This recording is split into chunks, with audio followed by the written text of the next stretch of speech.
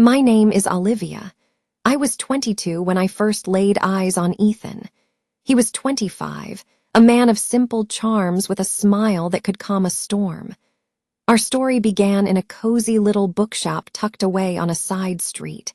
I was reaching for a book on the interpretation of dreams when his voice, warm and gentle, cut through the quiet. "That's a good one," he said, a soft smile playing on his lips. I couldn't help but laugh, and just like that, a new chapter of my life began. Our connection was immediate and intense. We quickly became inseparable. Our days were filled with long walks in the park, conversations by the ocean, and shared dreams whispered under the stars. We planned our future with the vibrant optimism only the young possess.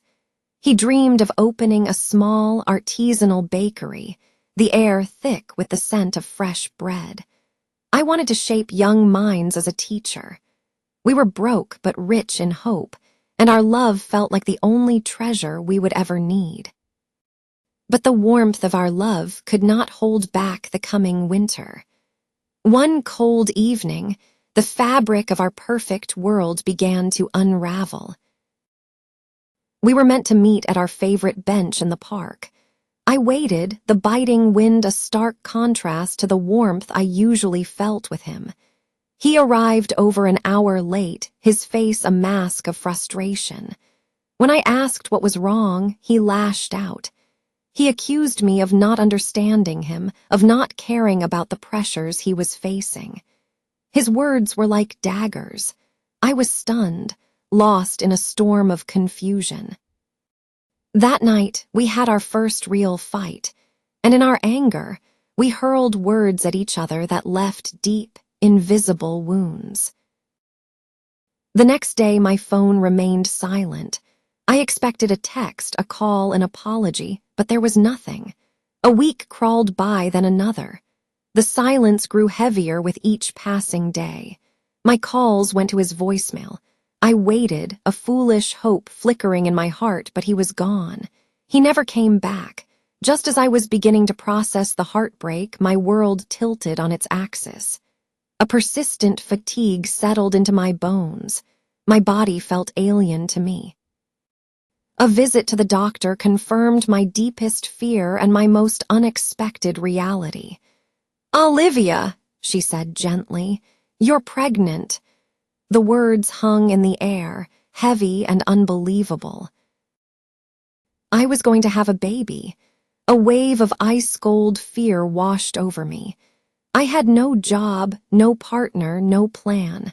My hands trembled as I stared at the positive test. That night, I cried until I had no tears left. After the initial shock subsided, a sliver of courage emerged. I had to tell him. I wrote him a message, pouring my heart and my terror into the words. "Ethan, please, we need to talk. I'm going to have a baby." I checked my phone obsessively, waiting for a reply that never came. A few days later, I tried again. This time, the message wouldn't go through. He had blocked me. He had abandoned me and our unborn child without a single word of explanation. Time marched on, and my belly swelled. I had no choice but to move back in with my parents. Their disappointment was a quiet, constant presence, but their love was unwavering. My mother would sit with me on sleepless nights, and my father took on extra shifts to afford the things our baby would need. The guilt was a heavy cloak, but their support was my only solace. Then my daughter, Lily, was born. She was perfect, with soft brown eyes and fingers so tiny they could barely curl around mine. Holding her for the first time, a fierce, protective love washed away some of the pain. She was my reason to keep going, but our fragile peace was short-lived. A few weeks later, a doctor delivered devastating news.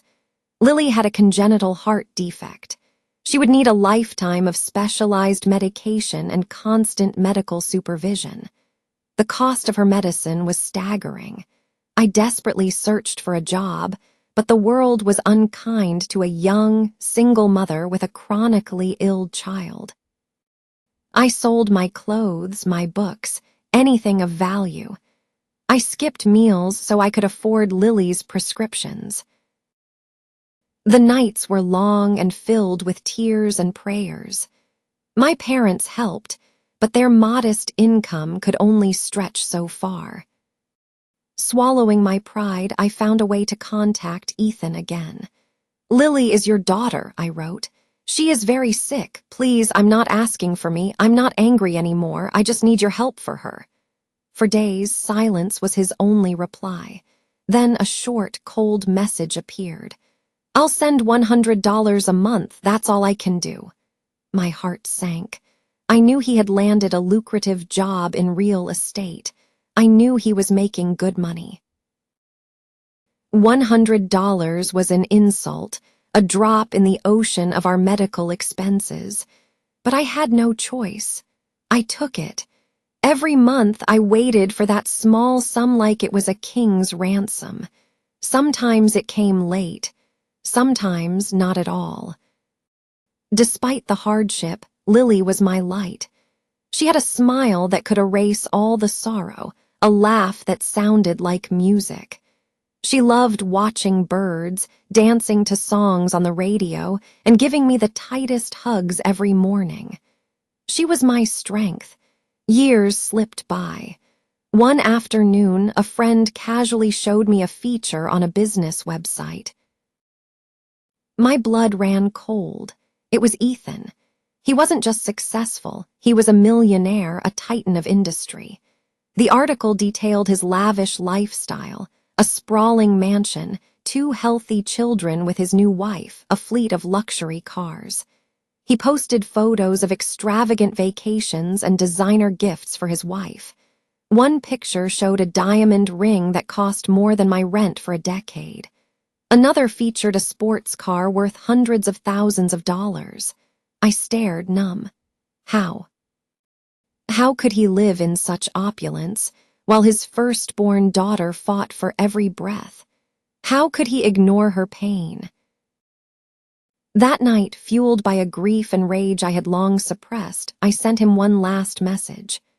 "Lily is still sick. You flaunt your wealth for the world to see, yet you can't find it in your heart to help your own daughter. Why does she have to suffer while you live in absolute comfort?" I expected silence. I expected to be blocked again. He did not disappoint. He blocked me without a word. I sat in the darkness, the weight of it all crushing me. I held Lily as she slept, her breathing soft and shallow. I couldn't be silent anymore. I took my story to social media. I wrote about our past, about his promises, and about his paltry $100 a month for a child who needed thousands in medical care. I posted pictures of Lily, smiling bravely from her hospital bed. The story went viral. The public outrage was swift and fierce. People who had once admired his business acumen now saw a monster. "How can a father buy a new car but not the medicine that could save his daughter?" they asked. His name was everywhere, tied to a story of neglect. For a moment, I thought this public shaming might finally force him to act. But with the support came the backlash. Strangers accused me of being a gold digger. "Why are you speaking up now that he's rich?" they sneered. "Are you just trying to ruin his life for money?" Their words cut me to the core. All I ever wanted was help for my child. In the end, nothing changed. Ethan remained silent. The $100 stopped coming completely. I was left with more pain, more judgment, and an even deeper silence. So I gave up the fight. I pulled Lily close and whispered, "It's just us now, my love. We'll make it through this, I promise." Before I continue, I often wonder who is listening to my story right now, perhaps in a quiet room somewhere far away. It brings me a strange comfort to know I'm not just speaking into the void. If you feel so inclined, I'd love to know where my voice is reaching you. 2 more years passed. Lily turned 5. She was a fighter. Her health was a constant battle, but she was stronger. She discovered a love for drawing, filling pages with colorful animals and vibrant flowers. Every smile she gave me was a tiny victory against the darkness. I forced myself to stop thinking about Ethan. I stopped checking for news about him. There was no room left in my heart for bitterness. My world was Lily, and my sole purpose was to give her a life filled with as much joy as I could muster. And then, when I least expected it, a new light entered our lives. His name was Liam. He ran the small grocery store down the street. He noticed me coming in, always looking weary. One evening, as I paid for my groceries, he said, "You always look so tired. Is everything all right?" I managed a small smile. "I have a daughter. She's a handful." That simple question opened a door. We started talking. Liam was kind, patient, and a wonderful listener. He asked about Lily, and when I finally told him about her heart condition, he didn't flinch. Instead, he said, "She must be an incredible little girl, just like her mom." Our friendship blossomed into something deeper. Liam didn't see us as a burden. He saw us as a family. He came to hospital appointments. He brought Lily her favorite coloring books. He knew how to make her laugh. Soon, she was calling him Uncle Liam, and then just Liam. One day, with the innocent wisdom of a child, she looked up at him and asked, "Can you be my dad?" I saw tears well up in Liam's eyes as he replied, "I would love that more than anything." A year later, Liam asked me to be his wife.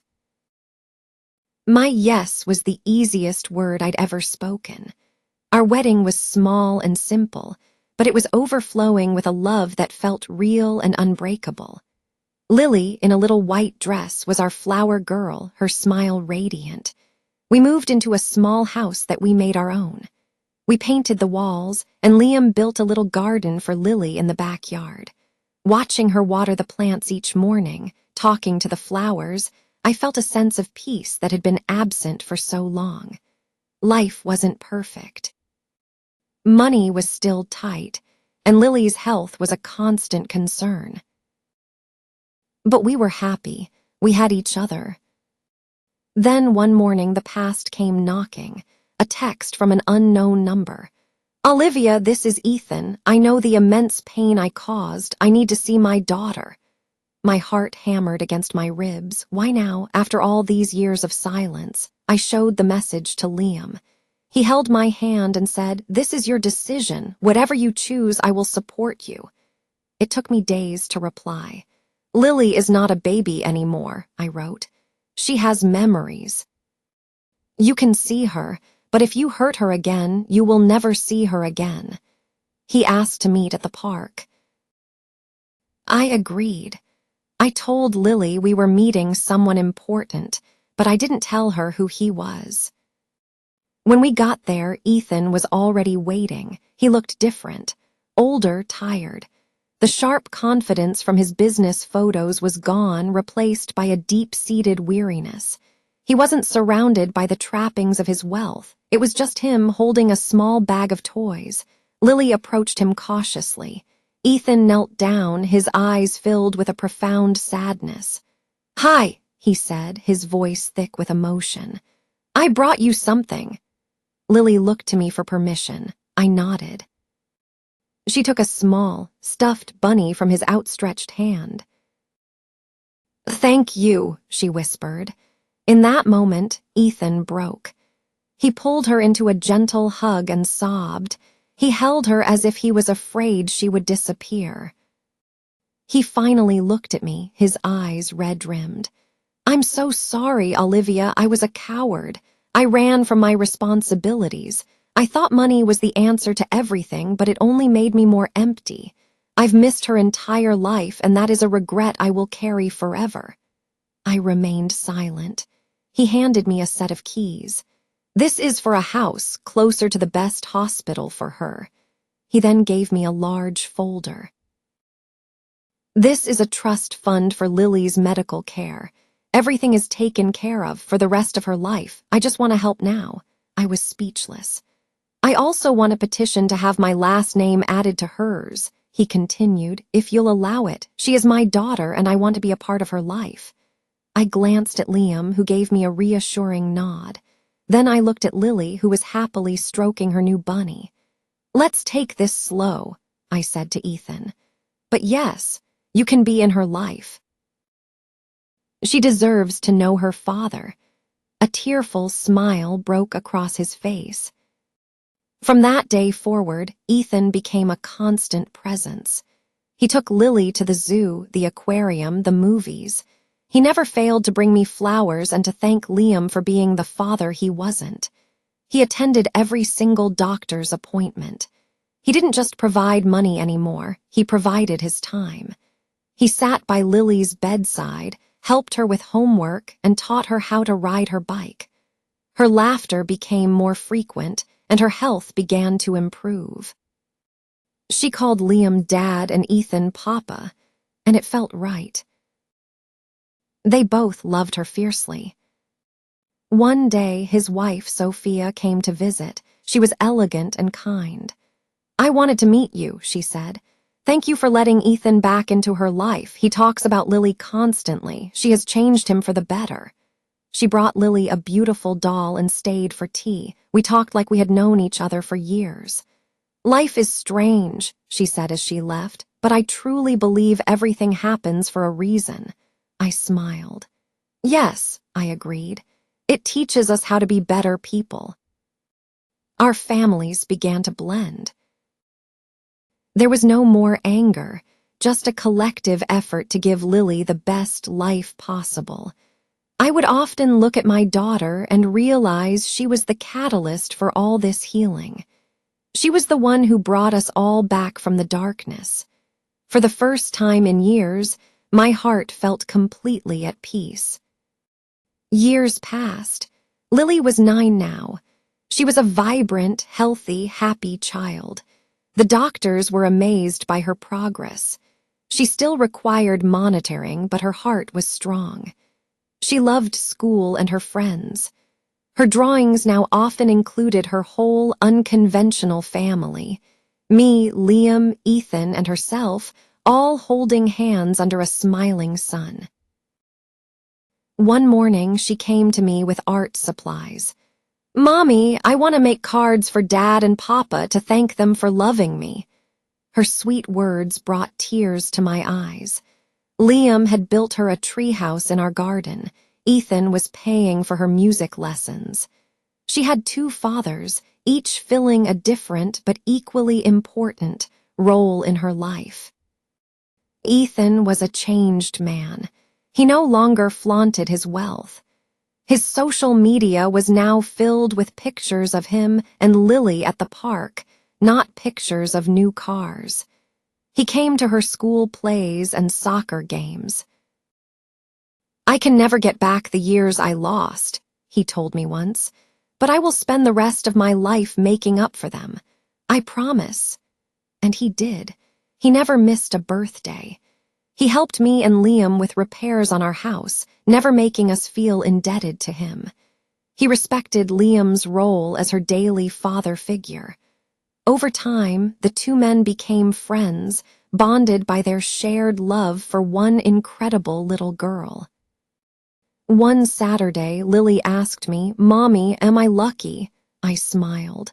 "Why do you ask, sweetie?" "Because I have 2 dads," she said matter-of-factly.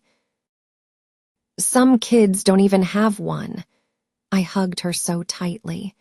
"Yes, my love, you are the luckiest girl in the world, and they are so lucky to have you." Sophia, Ethan's wife, became a dear friend. She treated Lily as her own. "You could have kept him away forever," she told me one afternoon as we watched Lily play. "But you chose forgiveness. Lily didn't just save him, she saved us." I looked at our daughter, chasing butterflies in the garden. "We all make mistakes," I said. "What matters is what we do to fix them." That night, As I looked out my window at the stars, I thought about the long journey I had been on. There was a time I thought the pain would consume me. I felt lost, broken, and utterly alone. I never thought I would survive, but I did, and I was stronger for it. Emily was my guiding star, the light that refused to be extinguished. She showed me that love can bloom even from the deepest wounds, and that sometimes the people who cause us the most pain can become instrumental in our healing. I no longer felt anger toward the past. I no longer craved revenge. I only wanted my daughter to be surrounded by love, and now she was. Our life was not a fairy tale. There were still hard days, but we faced them together as a large, messy, beautiful family. One evening, tucked in bed, Lily looked up at me. "Mommy, are you ever sad anymore?" I thought for a moment. "I used to be," I said honestly, "but now I just feel grateful." She snuggled against my shoulder. "I love you, Mommy," she whispered. And in that perfect moment, I knew that no matter what the future held, we would be okay. Looking back, I understand that every tear, every struggle had a purpose. Pain makes you resilient. Mistakes teach you wisdom, and broken hearts can be mended, sometimes in the most unexpected ways. My name is Olivia. My story was born from heartbreak, but it was rewritten with hope. And it taught me that the most beautiful families are not the ones that are perfect, but the ones that are built on forgiveness, second chances, and an unwavering, unconditional love.